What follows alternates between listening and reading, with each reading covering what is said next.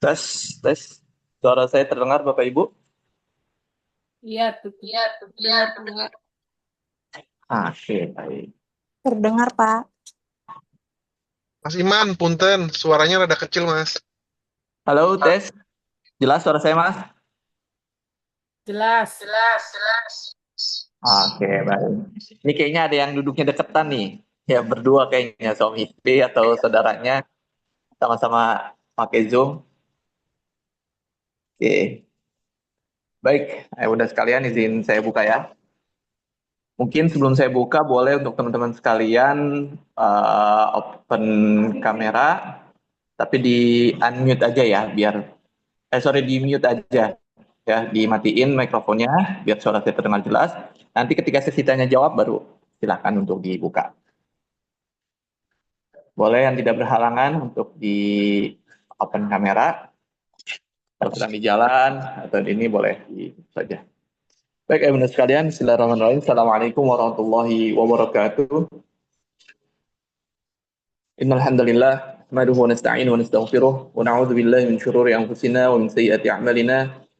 من يهد الله فلا مضل له ومن يضلل فلا هادي له أشهد أن لا إله إلا الله وأشهد أن محمدا عبده ورسوله لا نبي ولا رسول بعده أشهد أن لا إله إلا الله وأشهد أن محمدا رسول الله اللهم صل وسلم على سيدنا محمد وعلى آله وأصحابه ومن تبعهم بإحسان إلى يوم الدين أما بعد.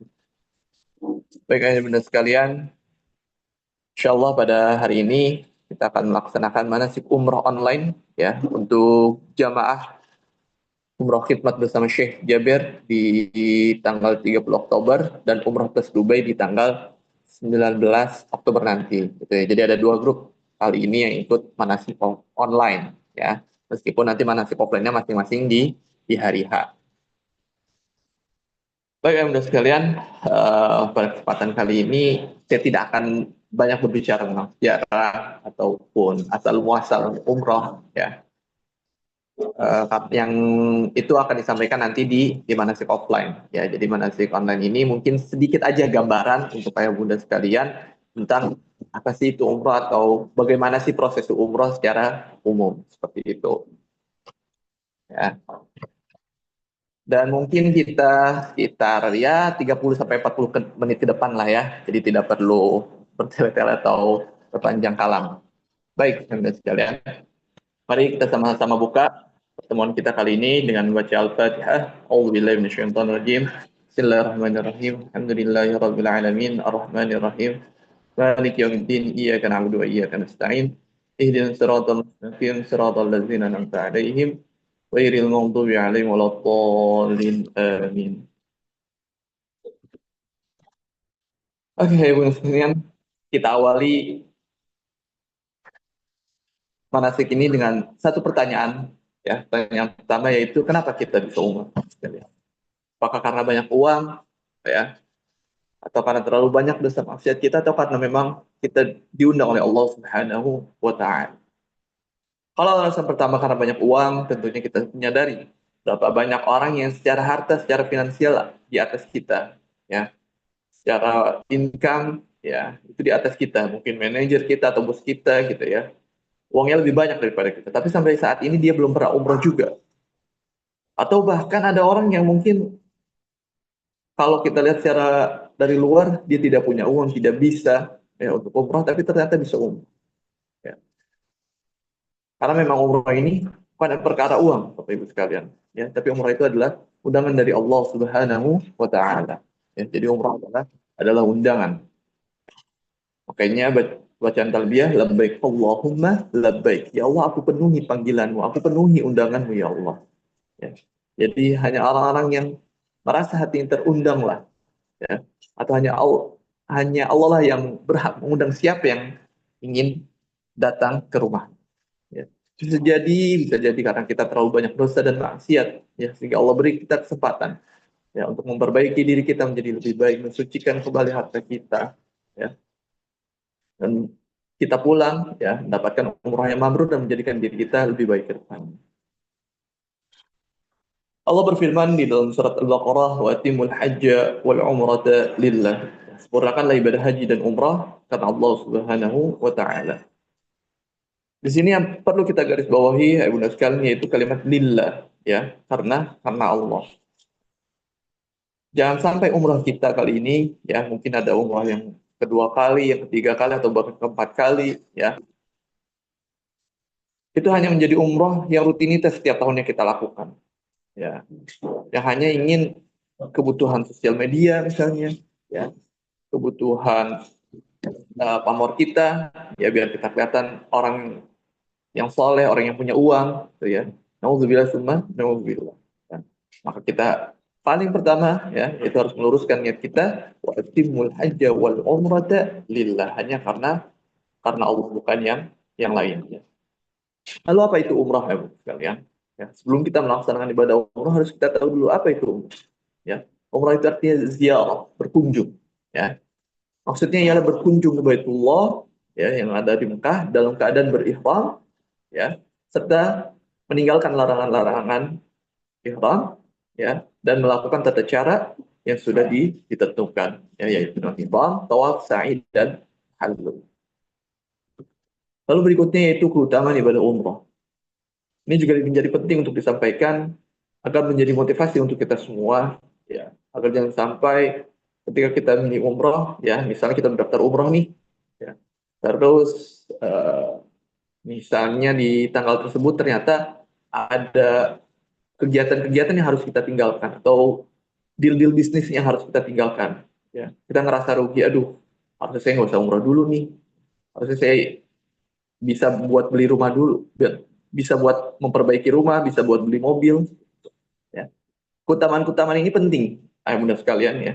Dan saya sangat menyarankan kepada jemaah sekalian, sebelum ibadah umroh cari keutamaan-keutamaannya. Atau apapun itu, ketika ingin melaksanakan sesuatu, ya, cari fadilah-fadilahnya, keutamaan-keutamaannya, ya. Karena memang manusia itu dimotivasi dengan dua hal, sekalian, ya. Kalau dalam dunia kerja mungkin ada reward dan punishment. Reward, ya, kalau kamu bisa ngelakuin ini nanti dapat ini, kalau kamu closing sekian kamu dapat sekian, seperti itu, ya. Ketika kita sudah lagi malas beribadah, kita coba cari motivasi kenapa kita harus beribadah, ya, gitu. Meskipun ya awalnya pasti tentu karena Allah, ya. Dan ini juga hal yang Allah janjikan ketika seorang melakukan ibadah umrah. Ya. Yang pertama tentunya menghapus kefakiran. Rasulullah Shallallahu Alaihi Wasallam bersabda, ikutilah umrah kepada haji karena keduanya menghilangkan kefakiran dan dosa-dosa. Bagaimana pembakaran menghilangkan karat pada besi, emas, dan perak. Sementara tidak ada pahala bagi haji yang mabrur kecuali surga. Hadis riwayat Tirmizi. Ya. Kalau secara real mungkin kita lihat, ya, ketika kita umrah, kita keluar uang yang tidak sedikit, puluhan bahkan mungkin ratusan juta. Ya. Tapi di hadis ini dikatakan umrah itu menghapus fakiran. Ya. Padahal kita keluar duit harusnya lebih miskin dong. Ya. Tapi Rasul menjanjikan, ya, barang siapa yang mengikuti umrah, ya, pada haji atau melakukan umrah, maka dia akan menghapus kefakiran. Justru akan menghilangkan kemiskinan. Ya, kita nggak pernah tahu ketika kita pulang dari umrah bisa jadi masa kita bertambah. Ya, kalaupun tidak bertambah secara nominal, paling tidak bertambah keberkahan. Ya, dia ada khair. Ya, apa itu keberkahan? Itu sih ada khair, pertamanya kebaikan. Lalu keutamaan yang kedua yaitu menghapus dosa di antara dua umrah. Ya, Rasulullah Shallallahu Alaihi Wasallam sabda, al-umrah ila umrah kafaratun lima bainahuma. Satu umrah dengan umrah lainnya itu akan menghapuskan dosa di antara keduanya. Ya, jadi Bapak Ibu misalnya ada yang sudah pernah umrah di tahun lalu, ya, tahun ini umrah lagi, ya, maka insya Allah, ya, dan kita harus yakin dengan apa sabda Rasulullah Shallallahu Alaihi Wasallam, ya, bahwasanya antara satu umrah dengan umrah lainnya akan dihapuskan. Ya, jadi yang umrah tahun ini, misal tahun depan mau umroh lagi, insya Allah dalam 1 tahun ke depan dosa-dosanya akan dihapuskan. Ya, meskipun ini dosa-dosa kecil, ya, bukan berarti setelah umroh kita niat biarinlah dosa-dosa kecil nanti tinggal umroh lagi, ya, ya tidak seperti itu.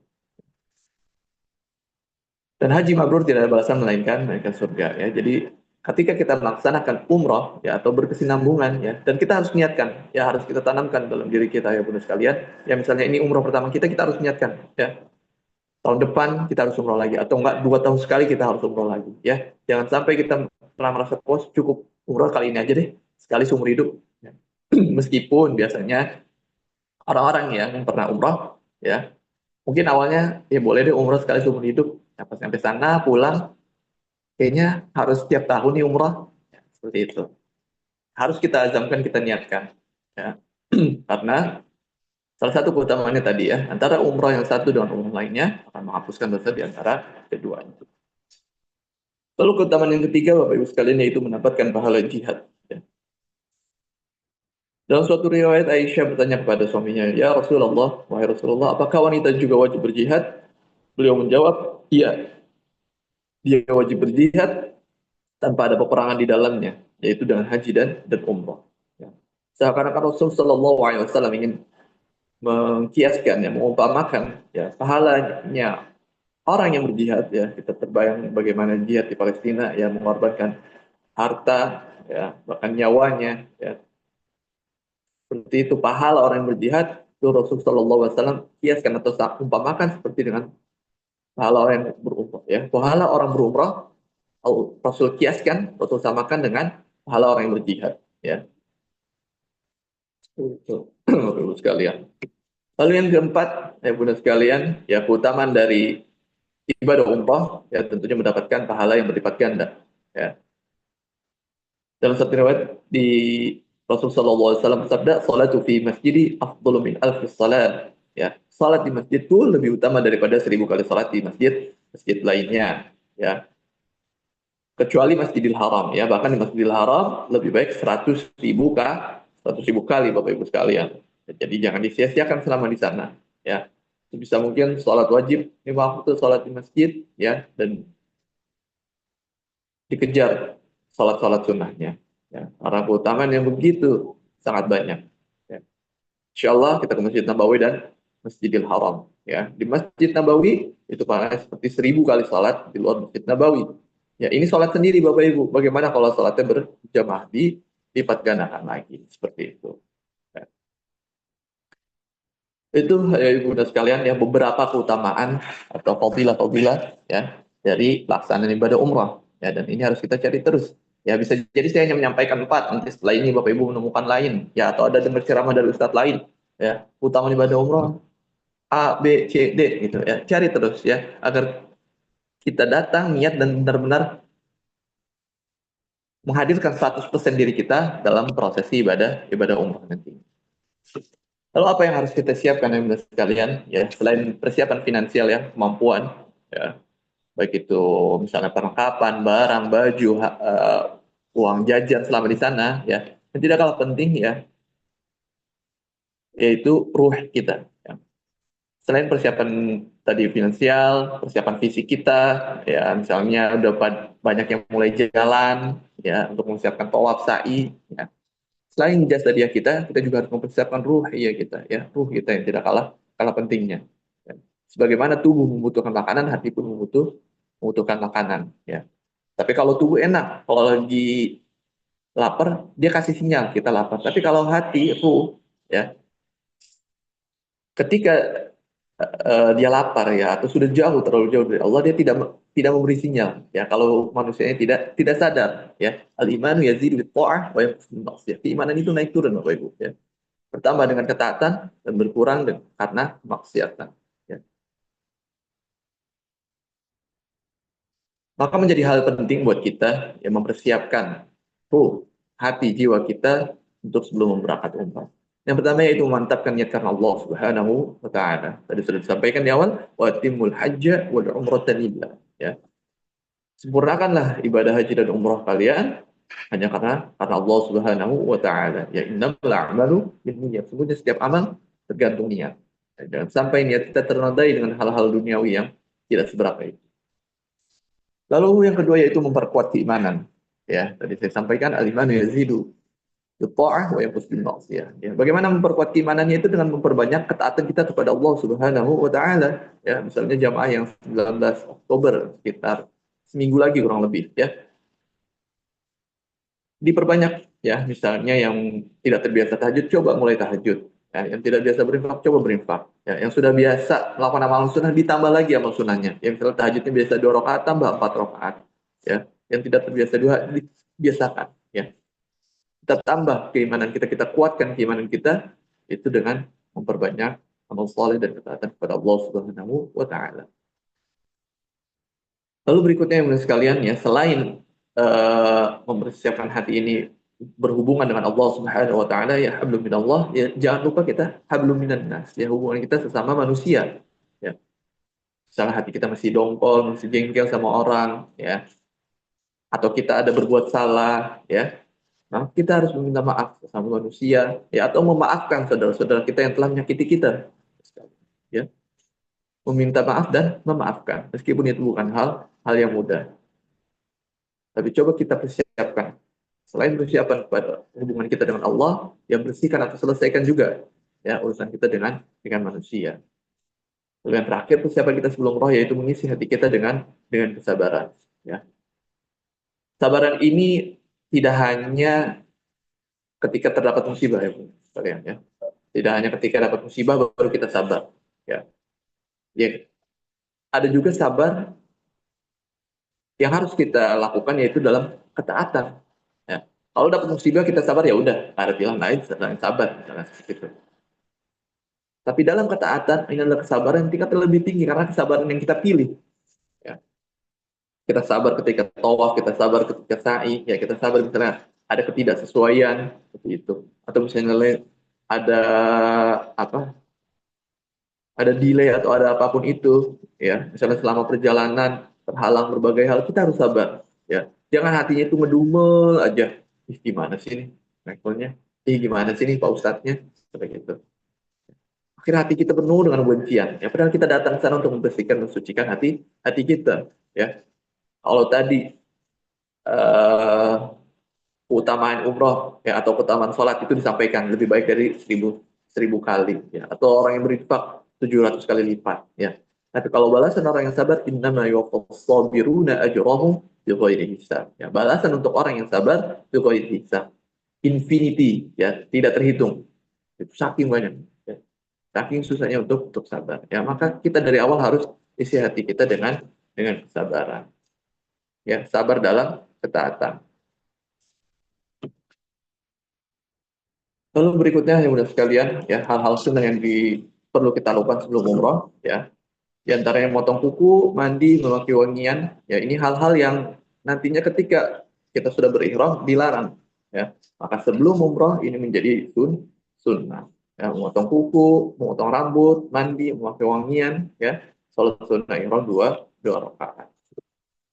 Berikutnya ada pakaian ihram pria. Ya, ini pakaian laki-laki nanti ketika prosesi umroh. Ya, insya Allah nanti akan kita praktekkan di manasik offline ya, benar sekalian ya untuk laki-laki. Ya, untuk para bapak-bapak. Nah, nanti kita praktek di manasik offline. Ya, pakaian ihram laki-laki terdiri dari dua helai kain yang tidak berjahit. Nah, yang pertama berfungsi untuk menutupi badan, yang kedua berfungsi menutupi bagian bawah. Ya, kalau yang kebuka itu tiba namanya terbuka lengan kanannya itu ketika prosesi tawaf sunnahnya dibuka.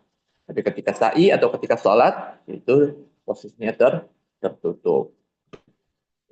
Sedangkan untuk pakaian ihram wanita, ya, yang sekalian, ya, ibu-ibu nih perlu diperhatikan tertutupnya seluruh anggota tubuh kecuali muka dan telapak tangan. Jadi yang menggunakan cadar itu ketika umrah harus dilepas terlebih dahulu. Ya, tidak boleh juga menggunakan masker, ya. Dan tidak boleh menggunakan sarung tangan. Ya, ini dilarang. Untuk warnanya disunahkan menggunakan warna putih. Ya, meskipun kalau mau pakai warna hitam boleh Pak Ustadz, boleh. Ya, warna ungu boleh Pak Ustadz, boleh. Ya, asal jangan warna polkadot aja Bapak Ibu ya. Seperti itu.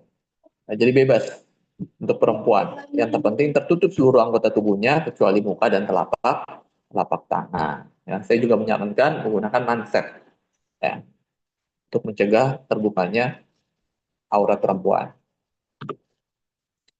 Baik, sekalian, kita masuk ke rangkaian ibadah umroh atau inti dari proses umroh ya. Jadi ada namanya wajib umroh, ada rukun umroh.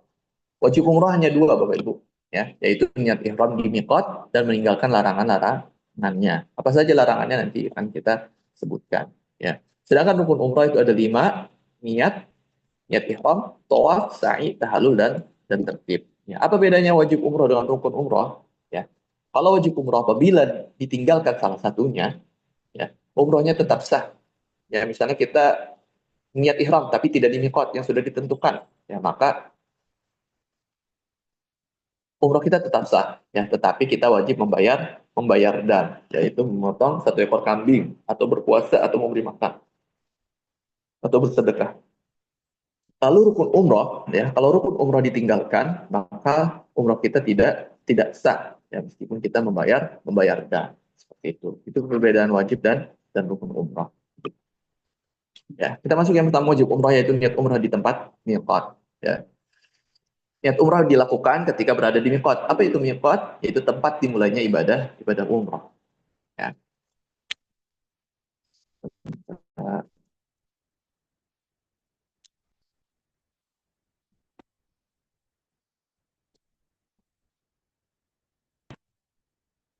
ya, tempat miqat adalah tempat dimulainya ibadah umroh. Ada beberapa tempat ya. Pertama Ordun Manazil, Bir Ali, Jubbah, Datul Yakin, Yalamlam.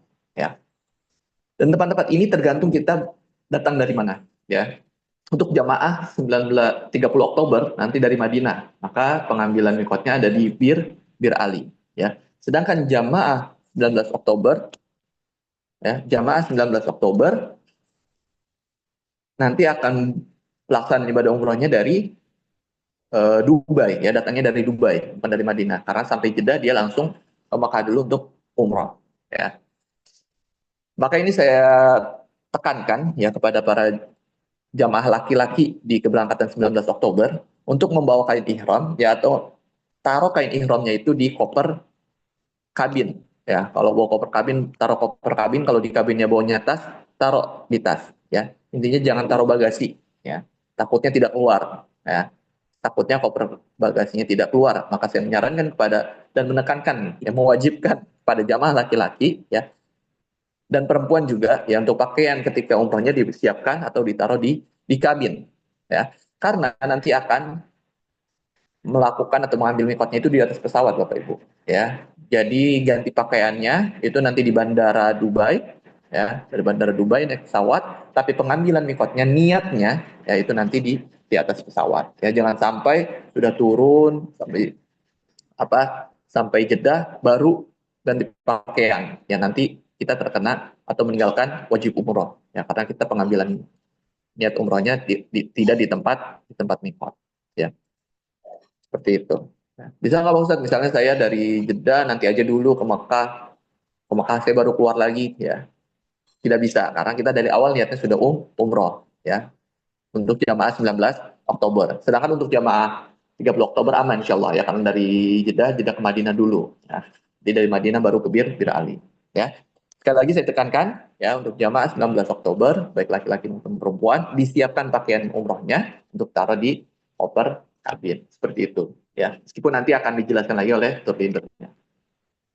Baik itu ya Bunda sekalian, ya kita balik lagi ke materi. Ya, lalu di sana kita disunahkan untuk sholat ihram 2 rakaat. Ya, membaca Al-Kafirun dan membaca Al-Ikhlas. Ya. Lalu apa saja larangan-larangan dalam ihram? Ya, yang pertama tidak boleh memotong kuku, rambut, dan menggaruk kulit sampai terkelupas. Ya, makanya tadi disunahkan. Ya, apabila kukunya dirasa sudah panjang, ya rambutnya mengganggu, ya. Kalau bisa sebelum umroh malah, sebelum kita berangkat, ya diselesaikan. Ya, potong kuku, potong rambut, ya. Kalau kita dalam keadaan siap dan rapi. Ya. Terus tidak ada berbolehkan berbantah-bantah, berkata kasar, ya. Tidak boleh menggunakan parfum atau wangi-wangian. Nah, ini menjadi penting Bapak Ibu sekalian, ya. Jangan sampai ya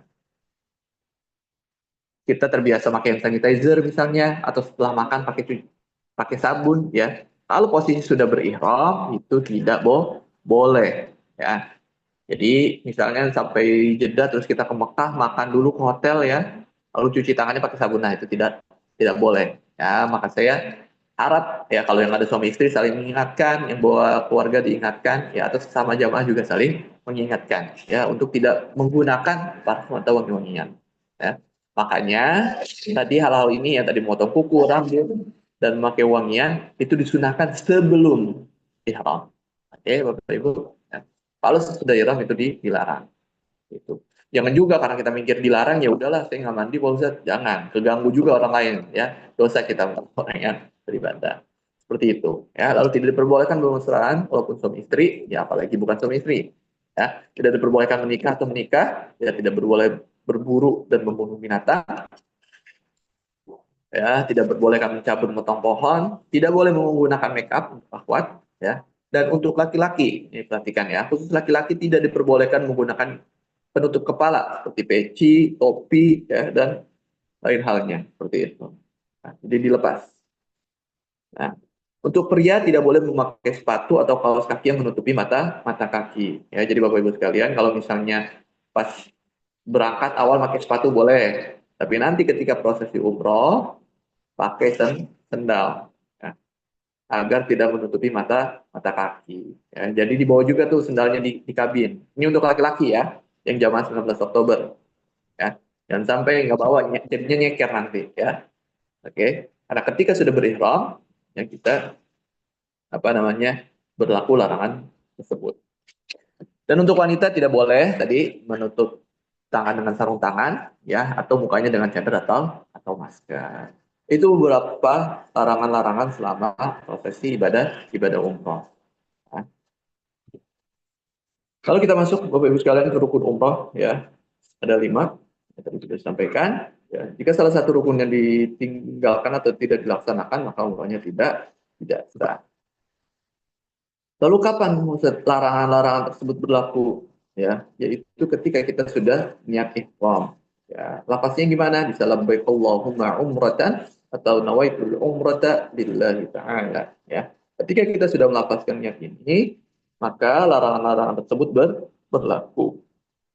Jadi jangan sampai juga ya, karena kita tidak tahu, kirain nggak boleh pakai sabun dari awal di Bandara Jakarta misalnya, udah nggak boleh pakai sabun nih. Ya, akhirnya nggak pernah mandi ya karena nggak pakai sabun, ya tidak, ya. Larangan tersebut hanya berlaku ketika kita sudah mulai niat di ihram. Untuk jamaah 19 Oktober kapan niatnya Pak Ustadz? Nanti di atas pesawat, ya, nanti biasanya ada dari pihak maskapai biasanya mengingatkan 1 jam lagi kita akan melewati tempat mikot gini. Harap jamaah umroh untuk siap-siap, ya, 1 jam, setengah jam, 20 menit itu bisa diingatkan, ya.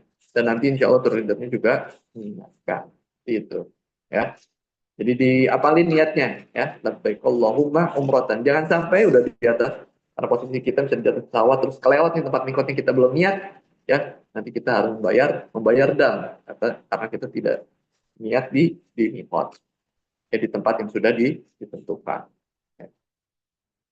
Atau dalam hati juga cukup sebenarnya, tidak harus dengan luas saraf, ya Allah aku niat umroh karenamu, itu cukup, ya. Lalu apabila kita khawatir tidak selesai menyelesaikan umroh, misalnya di tengah perjalanan ternyata kita sakit, kita baca Allahumma mahili haitsu habas tani, ya Allah tempat halal saja engkau benar. Lalu dalam perjalanan menuju Mekah disunahkan memperbanyak baca talbiyah, ya, daripada lidah kita dipakai untuk mengunjung orang, bicarakan orang, berkata-kata kasar, ya. Maka disunahkan membaca talbiyah, ya, ketika sudah kita ngambil niat di atas pesawat misalnya jam 19 Oktober, lalu kita baca labbaik Allahumma labbaik labbaik la syarika lak labbaik. Insyaallah semua sudah hafal. Bagi yang belum hafal, saya sangat menyarankan untuk dihafalkan, ya. Kalau jam 30 Oktober berarti nanti dari Bir Ali, ya, ke stasiun kereta cepat. Nah, nanti di kereta perbanyak hafaz talbiyah. Kita masuk rukun kedua Bapak Ibu sekalian, yaitu tawaf. Ya, tawaf ya tufu, tawaf, ya, mengelilingi Ka'bah sebanyak 7 kali. Dimulai dari Hajar Aswad, ya, dimulai dari Hajar Aswad ini Bapak Ibu, ya. Atau ada lampu hijau, ya, dibantu oleh kerajaan Saudi dikasih lampu hijau untuk mempermudah jamaah, ya. Sambil mengangkat tangan kita mengucapkan Bismillah Allahu Akbar. Maka stop di sini, satu, hitung satu, terus dua, tiga, seterusnya sampai 7. Nah, maka start dan finishnya harus dihajar ya. Lalu apa saja syarat tawaf? Yang pertama menutup aurat tentunya. Yang kedua suci dari hadas dan najis. Nah, Bapak Ibu sekalian, ya, bagi perempuan yang haid tidak boleh melakukan ibadah tawaf, ya. Dan apabila jamaah ada yang batal wudunya, ya, itu harus mengulang wudunya, ya, memperbarui wudunya. Dan dimulai dari sudut Hajar Aswad, menjadikan Ka'bah sebelah kiri tentunya, yang dilakukan dengan 7 kali. Dan tentunya berada di dalam Masjidil Haram. Lalu apa saja hal yang membatalkan tawaf? Ya, pertama keluar hadas kecil maupun besar, ya, buang angin, misalnya pipis atau pup atau apapun itulah, ya, keluar hadas kecil maupun besar, maka itu membatalkan tawaf. Atau masuk dalam Ka'bah, ke dalam Masjidil Ismail juga membatalkan tawaf. Ya. Lalu gimana Pak Ustaz kalau wudhunya batal? Ya, maka ketika wudhunya batal, kita segera melaksanakan wudhu dan tawafnya dilanjutkan. Di mana titik kita batal? Beda dengan sholat. Kalau sholat, ketika selama kita belum salam tahiyat awal, ya salam pertama, kita batal. Ya meskipun kita udah rakaat terakhir, kita harus ngulang dari awal. Sedangkan kalau tawaf, ketika kita sudah 6 putaran misalnya, baru kita batal. Ya, maka kita cukup mengulang di mana titik kita batal, ya, atau melanjutkan putaran tersebut. Ya, jadi tinggal ditambah satu lagi seperti itu. Ya. Adapun urutannya, Bapak Ibu, ya, yang pertama sebelum masuk masjid, yang membaca doa masjid seperti biasa, Allahumma ftahli abwaaba rahmatik. Ya. Kalau sholat jamaah ini tergantung siapa nanti di lapangan. Ya, untuk jamaah pria melakukan ittiba, ya tadi terbuka tangan kanannya, ya berjalan menuju area yang lurus dengan ajar, suara. Ya. Setelah itu tadi mengatakan Bismillahirrahmanirrahim. Ya. Dan tawaf ini Bapak Ibu sekalian tidak ada zikir atau bacaan tertentu. Ya. Jadi boleh membaca doa, mau zikir, kalau punya ijazah dari guru silahkan dibaca atau baca Quran. Ya itu juga sih silahkan. Meskipun nanti akan dibimbing oleh mutawif kita. Ya mau ngikutin silahkan, monggo, mau doa-doa sendiri juga silahkan. Ya. Tapi yang disunahkan yaitu ketika rukun nyamani dengan Hajar Aswad, ya, itu membaca Rabbana dosa pejagat ya, atina fid dunya hasanah fil akhirati hasanah wa qina adzabannar. Selesai putaran 7 kali, ya, misal kita sudah tawaf 7 kali, ya kita baca wattakhidhu min maqami Ibrahim musalla. Nah, ini sunnah saja tidak perlu. Kalau dihafal bagus, kalau tidak mampu untuk hafal juga nggak apa-apa, ya. Selesai tawaf kita sholat sunnah 2 rakaat di belakang maqam Ibrahim. Ya, lagi-lagi baca Al-Kafirun dan surat Al-Ikhlas. Setelah itu kita minum air zam-zam dan menyiraminya ke kepala. Yaitu sunnahnya. Oke. Baik, sebentar Bapak Ibu.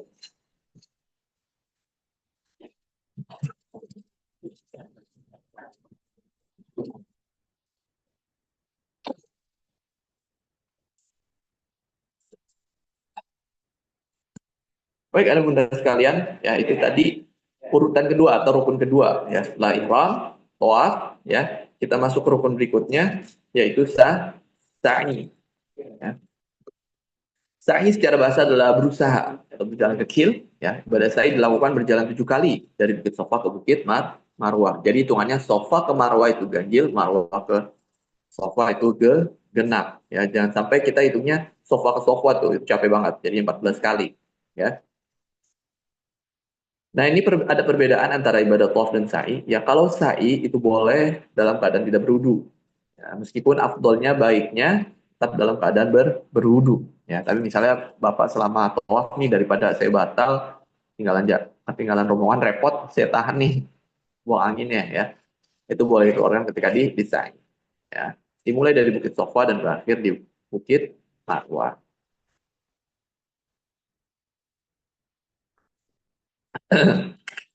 Baik, kalau sudah mendekati Bukit Sofa, kita baca Inna Sofa wal Marwata min syairillah. Ya, kalau bisa ini dihafal Bapak Ibu ya, surat Al-Baqarah ayat 158 ya. Di screenshot ya, dihafalin. Inna Sofa wal Marwata min syairillah. Sungguhnya Sofa dan Marwah adalah sebagian dari syiar Allah. Ya, meskipun nanti juga akan dibimbing oleh mutawif kita. Ya, lalu membaca nabda'u bima pada Allah. Ya, lalu menghadap Ka'bah, ada bacaan khusus juga ya, diikutin boleh ya, nanti juga sudah ada di buku doa yang sudah kita berikan ya. Lalu ketika melintasi lampu hijau ya, jamaah pria disunahkan untuk berlari kecil, untuk jamaah perempuan cukup berjalan cepat ya, dan bacaannya disunahkan baca ini Fir warham wa'fu wa takatwam wa tajawwaz amma ta'lam innaka ta'lam ma la na'lam innaka antallahul a'azzul akbar ya. Bisa dilihat di buku doa atau ikutin tawifnya ya. Dan saya ini seperti tawaf Bapak Ibu ya, tidak ada bacaan atau doa khusus ya. Mau diikutin monggo, mau baca doa silahkan, baca Quran silahkan ya. Gimana nyamannya Bapak Ibu sekalian ya. Atau nggak baca apapun juga nggak apa-apa, sah-sah saja. Tapi saya ya di tempat-tempat mustajab kita tidak melantunkan doa-doa terbaik kita. Ya, tadi saya sampaikan tidak ada zikir doa tertentu. Ya, silakan yang punya bacaan sendiri ya atau ada yang nitip doa bisa dibaca doa ketika tawaf maupun sa'i. Ya.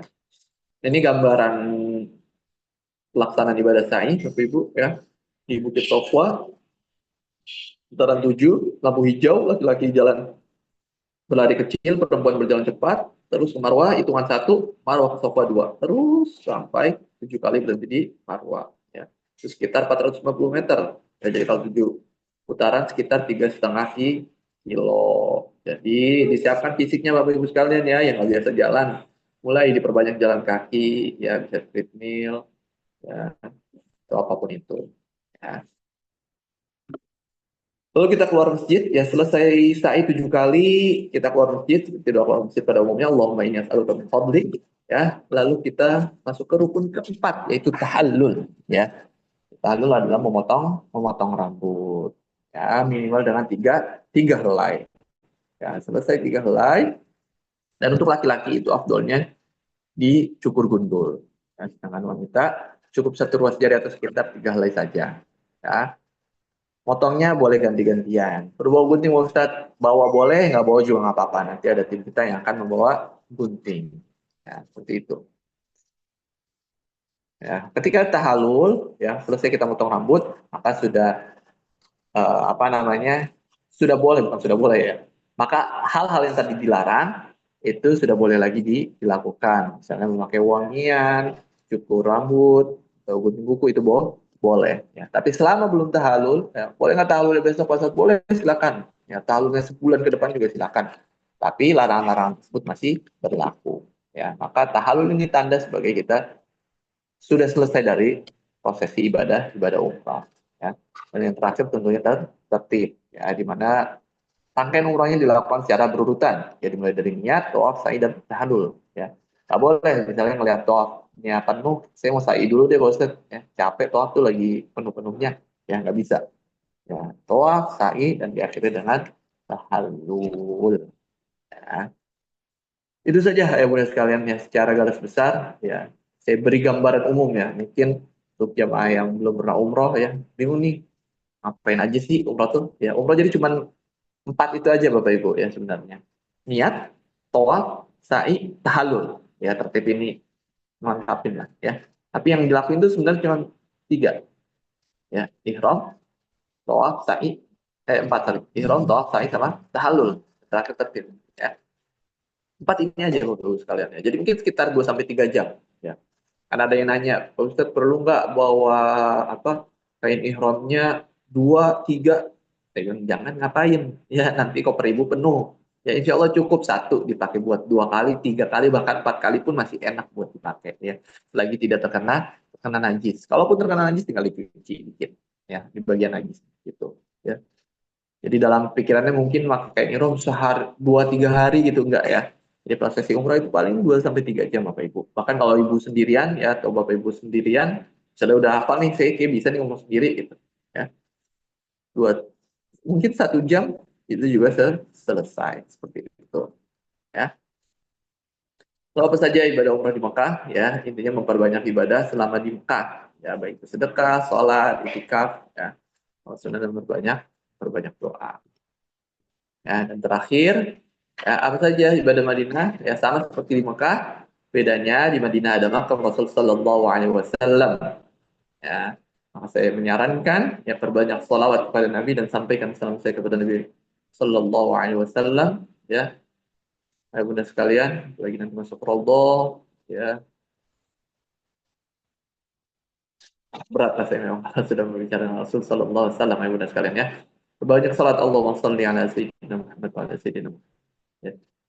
Karena Allah dan malaikat saja bersalawat kepada Nabi masa kitanya. Sebagai umatnya, mengaku umatnya, ya ingin dapat syafaatnya, tidak pernah bersalawat kepada Rasul Sallallahu Alaihi Wasallam. Ya bahkan kata Rasul, orang yang paling pelit dunia ini adalah ketika namanya disebutkan, tapi tidak bersalawat.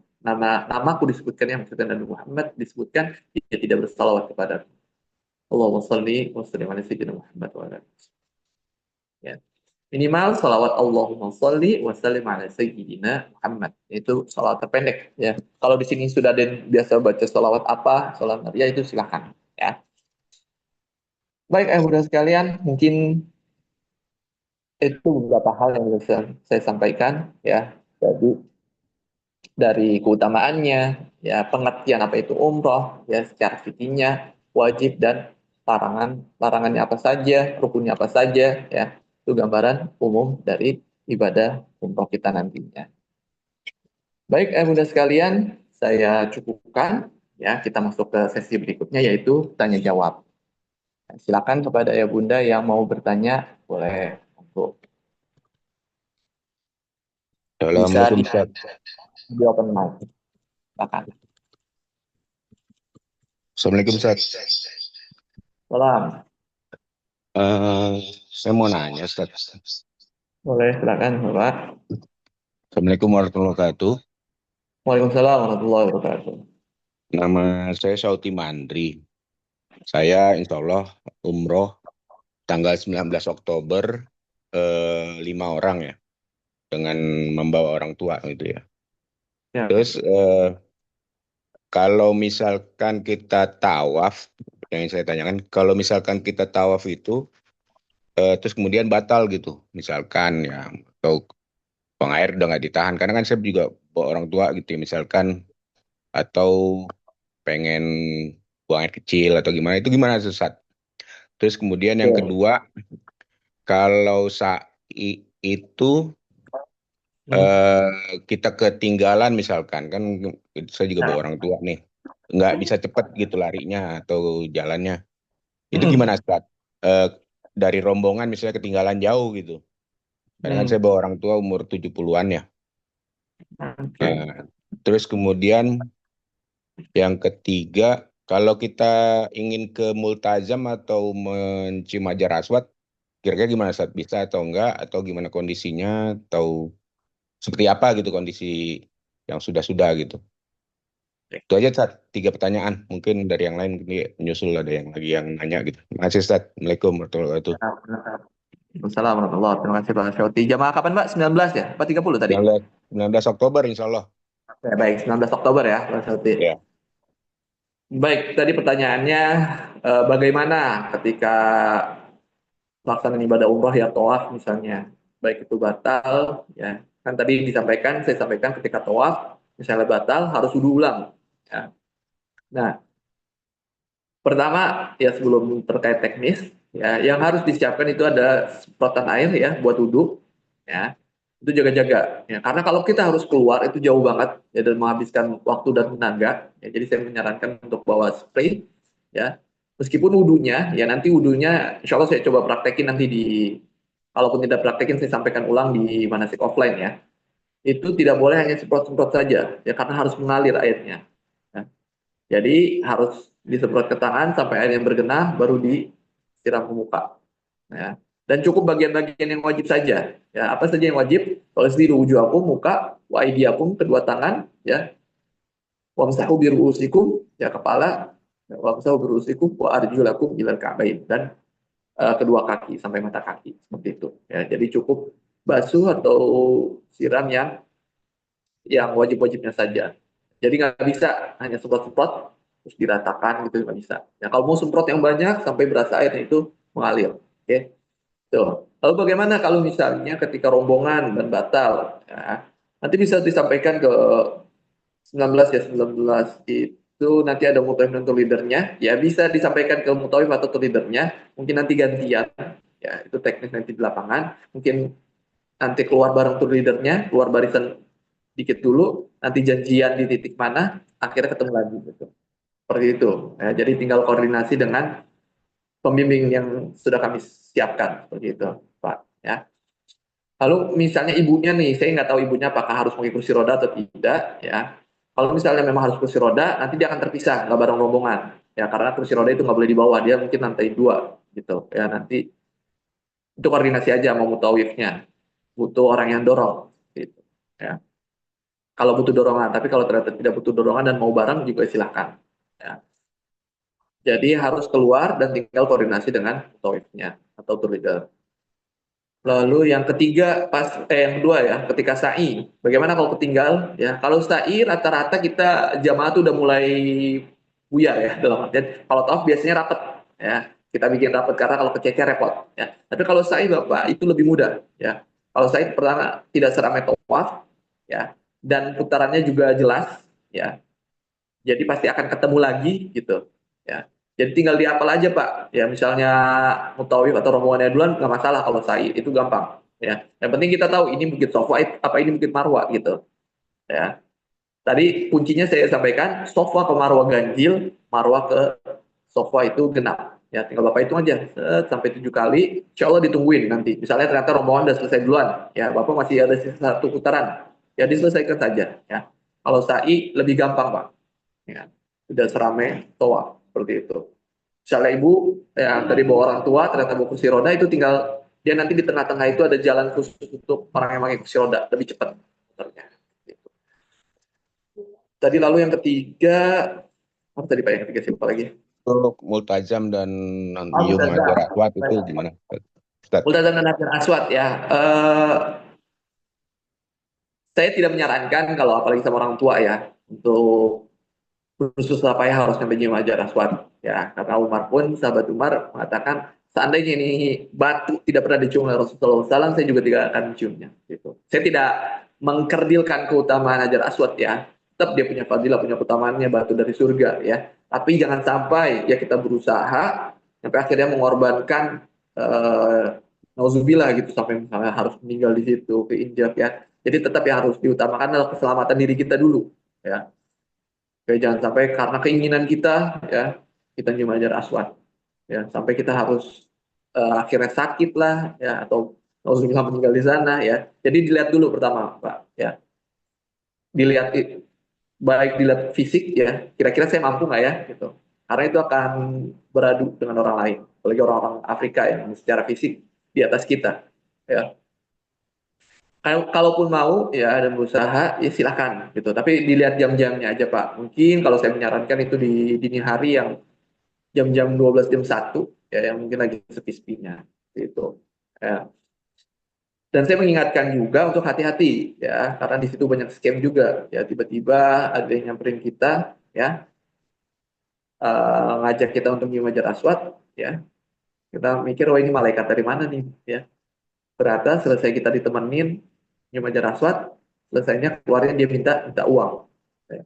Meskipun itu tanah haram, tidak semua orang takut untuk melakukan hal yang haram di sana ya gitu ya. Jadi tetap hati-hati Pak, lihat kondisi fisik, lihat jamnya juga ya. Kalau memang tidak bisa jangan dipaksa, kalau memang bisa alhamdulillah. Itu sih Pak. Baik, Ustaz. Dan insya Allah ya. Baik, Baik, Ustaz. silakan.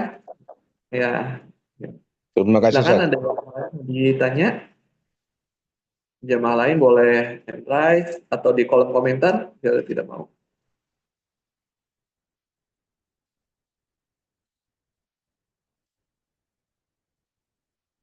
Ada, boleh di kolom chat. Oke Pak, Assalamualaikum Pak. Waalaikumsalam, silakan Pak. Ya, saya Utami, saya berangkat tanggal 30 Oktober Pak rencananya, insya Allah. Baik, bersama Syekh Jaber ya. Ya, yang ingin saya tanyakan, aplikasi apa aja selama kita di Madinah itu nusuk itu kan kita dapat 1 kali dari pihak Bapak ya, dari pihak travel ya. Nah, bagaimana kalau memang kita yang mau yang kedua, ketiganya, apakah kita harus menginstal dari nusuk itu? Nggak bisa diajarin nggak Pak di sana? Oke. Terus satu lagi, eh, saya nggak tahu apakah kalau sholat yang di pelataran Ka'bah itu kita masih ada peraturan untuk memakai baju ihram ya Pak ya? Karena semenjak Kalau COVID itu ada sholat sholat wajib di daerah Ka'bah itu. oh Kalau ya nggak ya. salah itu harus memakai baju ihram ya Pak ya? Karena semenjak COVID kemarin tuh ada peraturan tidak boleh pakai baju biasa gitu. Lain sama sebelum COVID mungkin boleh Pak. Gimana Pak? Coba tolong dijelaskan Pak. Baik. Ya, Lebih ke makasih Pak. Itu teks. aja. Baik, Pak Utami. Ya, pertama 30 Oktober itu insya Allah bersama Umroh bersama Syekh Jaber ya. Terus tadi yang ditanya pertama terkait nusuk atau aplikasi ya. Aplikasi apa aja ya? Yang pertama nusuk tentunya, dan ini juga nanti sudah kami bantu uruskan, ya. Dan setahu saya nusuk itu hanya bisa dipakai sekali dalam setahun, Pak. Ya, jadi ketika kan udah kita bantu prosesnya nih untuk masuk nusuk, ya. Kalaupun ada beberapa memang saya juga lihat di sosial media katanya ada bisa fast track, ya, bisa masuk berkali-kali, ya meskipun sampai sekarang saya juga belum nyoba tuh, ya. Kalaupun ternyata Bapak menginginkan gitu, nanti bisa minta ke tim, ya misalnya Pak Utami nanti bisa ke Mbak Hana, dimintakan saja akun akun nusuknya, gitu. Kalau mau, ya seperti itu. Ya. Lalu berikutnya untuk laki-laki betul, ya ketika ingin masuk area Ka'bah, ya itu harus menggunakan kain ihram, ya. Karena yang boleh masuk ke area Ka'bah itu hanya orang yang umroh saja sebenarnya. Ya, jadi kalaupun mau kalau laki-laki kan kelihatan banget Pak ya kalau pakai kain biasa, oh, orang ini pasti nggak umroh. Tapi kalau perempuan kan enggak ya. Perempuan mau pakai baju hitam, baju putih, ya itu nggak ketahuan tuh mau umroh apa enggak. Ya, jadi kalau perempuan lebih gampang. Tapi kalau laki-laki harus menggunakan kain ihram. Betul peraturannya setelah COVID dan sampai saat ini masih berlaku Pak. Seperti itu. Itu peraturannya. Nah, Oke Pak, makasih Pak. baik, sama-sama. Silakan, ada lagi sebelum kita tutup? Cukup? Assalamualaikum, Ustaz Silakan, Iman. silakan, silakan Mas Ustaz Rifki. Afwan, mau nanya. Bertanya Hmm, dong, kalau terkait umroh itu kita kan ada pendapat yang bilang katanya sekali berangkat itu nggak boleh berkali-kali. Itu kalau dari ya. Surur As-Safar itu gimana pendapatnya? Itu yang pertama. Terus yang Hmm. kedua, eh, kalau misalnya satu hari itu apakah ketika kita sudah ngambil ihram gitu ya, itu bisa umroh beberapa kali atau sehari itu hanya sekali terus nextnya kita harus ngambil mikot lagi baru umroh dan seterusnya gitu Ustaz. Ya. Mohon penjelasannya. Jazakallah. Oh iya, Kong. Baik, Mas Rifki ya, betul. Memang terjadi perbedaan pendapat di antara ulama ya yang mengatakan bahwa saya sekali safar atau sekali perjalanan kita ke sana itu hanya boleh melakukan ibadah umroh sekali saja gitu. Itu ada pendapat yang seperti itu betul. Tapi ada juga pendapat lain yang mengatakan boleh ketika sampai sana untuk umroh lebih dari satu kali. Dan kami di Surat Safar umroh yang kami bimbing itu sebanyak 2 kali gitu. Jadi kalaupun misalnya Mas Rifki berpegangan dengan pendapat yang mengatakan hanya boleh sekali, ya nggak apa-apa nanti di umroh kedua Mas Rifkinya selesai umroh kedua itu kan selesai city tour ya, selesai city tour kota Makkah, Mas Rifkinya bisa beribadah biasa di Masjidil Haram ya. Jadi balik pendapat mana yang mau diambil gitu dan mana yang diyakini seperti itu Mas Rifki. Ya. Lalu tadi pertanyaannya, apakah dalam satu hari itu hanya boleh satu umroh? Ya, kalau kita ngambil tadi pendapat yang kedua ya, yang memperbolehkan sekali safar berkali-kali umroh, ya, itu dalam satu hari mau 2, 3 kali pun boleh, Mas Rifki, ya, selagi kuat, ya. Tetapi tetap harus dari awal semuanya. Dalam artian, nggak bisa kita ngambil mikot sekali nih, terus kita tawaf, sa'i, tahallul, terus kita ngulangnya cuma dari tawaf, ya. Nah itu nggak boleh, ngulangnya harus dari tempat mikot, ya, gitu. Jadi nggak bisa satu kali ihram di mikot untuk dilakukan 2, 3 kali umrah, itu tidak boleh, ya. Bahkan badal pun, misalnya ada yang niat membadalkan, itu tidak boleh sekali umroh untuk membadalkan langsung 2, 3 orang biar cepat, nggak bisa, ya. Jadi kalau mau umroh lagi di hari itu boleh silakan, ya, tapi diselesaikan dulu rangkaian umrohnya sampai tahalul, selesai tahalul ulang lagi dari awal. Ya. Apa tadi rukun yang awal? Yaitu ihram, niat ihram. Kewajibannya harus niat ihram di mikot. Ya, jadi mulangnya dari awal seperti itu. Cukup jelas, Mas Rifki? Jelas, jazakallah. Oke, cukup insya Allah Bapak Ibu sekalian ya. Lalu terakhir Satu kalau lagi memang ada, boleh Ustaz? Boleh satu boleh lagi Ustaz? terakhir ya. Ini Oke, baik. yang jadi pertanyaan ini Ustaz, sejauh mana mutawif itu yang membimbing kita gitu istilahnya, kita ada waktu bebasnya kapan, misalkan kita mau subuh berangkat jam 2 gitu, itu bareng mutawif atau bareng regu atau sendiri-sendiri atau gimana, atau Baik. misalnya maghrib kita mau berdiam di masjid sampai isya gitu, atau Hmm. nanti ditinggal rombongan atau gimana gitu. Itu aja Ustaz. Oke, baik. Siap, Pak Soti. Ya, jadi kalau kita disuruh bahwa yang diwajibkan bareng-bareng yaitu hanya ketika umroh saja, ya, dan city tour, ya. Ataupun kalau misalnya ada kajian itu baru bareng. Ya. Adapun ibadah-ibadah di luar itu, ya misalnya kayak sholat 5 waktu atau mau tahajud sendiri, ya itu kami bebaskan, seperti ya. Jadi tidak wajib setiap sholat kumpul di lobi, ya sholat subuh kumpul di lobi, sholat zuhur kumpul di lobi, ya kasihan, ya kita kan mungkin ada jamaah yang malamnya mabit, ya jadi apa misalnya paginya harus istirahat atau yang malamnya istirahat dia ngejar sebelum subuh seperti itu kan berbeda-beda ya. Nah dari itu di luar agenda-agenda tadi ya umroh di luar city tour itu kami silahkan ke jamaah masing-masing ya. Paling yang kami temani nanti pas pertama kali aja ini jalan menuju masjidnya ini patokannya ini gitu ya, jalan pulangnya seperti ini gitu. Nah setelahnya mau itikaf seharian ya misalnya atau mau dari maghrib ke isya makannya entar itu terserah ya.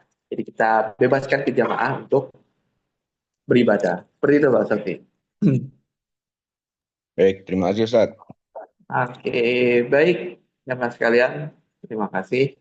Sudah jam 2 juga ya. Mungkin ada lagi yang punya kegiatan setelah ini ya, kita juga sudah 1 jam bersama ya, sebagaimana tadi saya sampaikan mungkin 40 ya sampai 1 jam lah ya pas. Baik, bunda sekalian, mari kita sama-sama beristighfar ya untuk menutup doa ini. Astagfirullahaladzim, astagfirullahaladzim. A'udzubillahi minasyaitonir rajim. Bismillahirrahmanirrahim. Alhamdulillahirabbil alamin. Dan syakirin dan na'im dan yuafi ni'amun kafi mazidah. Ya Rabbana lakal hamdu kama yanbaghi li jalali wajhika wa 'azimi sultanik.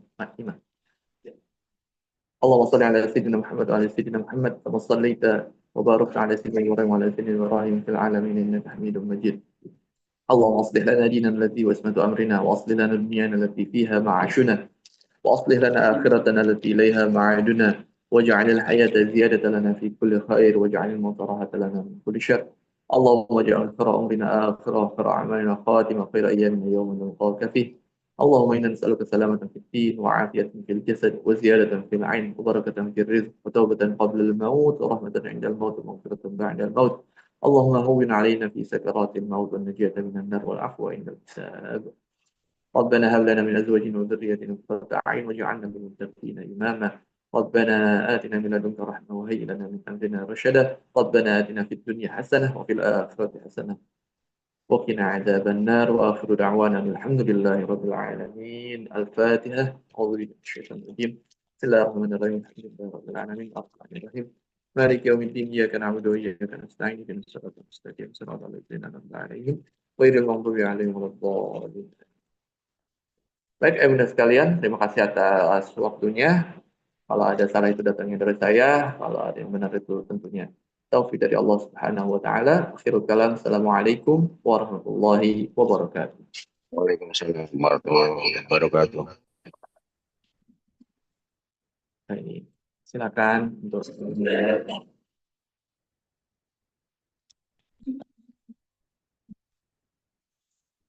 saya izin live Bapak Ibu sekalian ya.